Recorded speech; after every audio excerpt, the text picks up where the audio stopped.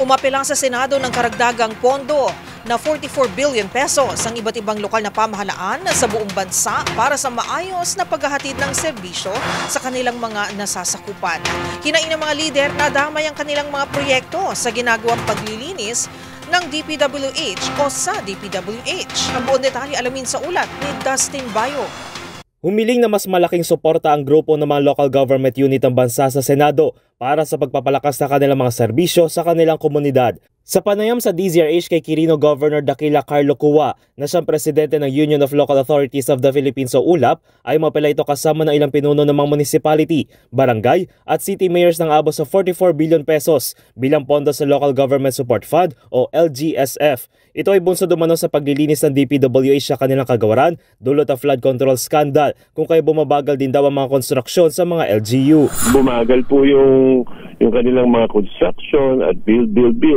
So sinabi po namin, baka pwede naman lalo na yung maliliit na construction projects, madagdagan ng support ang mga LGUs para lalo din po tayong makabigay ng sapat na serbisyo sa ating mga komunidad through the LGUs naman po.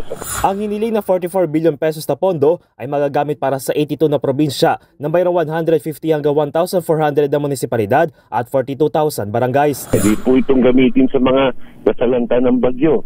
Yung mga nasirang mga kalsada o nasirang mga building, pwede rin itong gamitin sa mga health programs. Pwede po ito pang puno ng mga classroom. O maliliit po na projects, mga ospital, mga eskwelahan, at marami pa pong iba.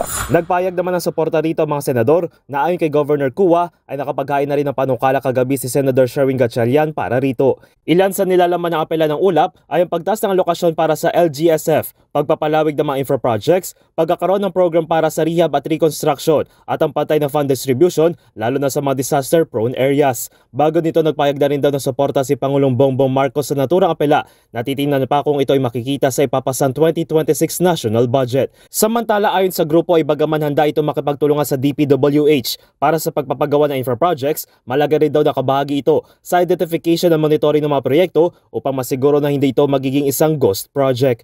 Para sa MBC TV Network News, ito si Dustin Bayog ng DZRH TV. Una sa Pilipinas, una sa Pilipino.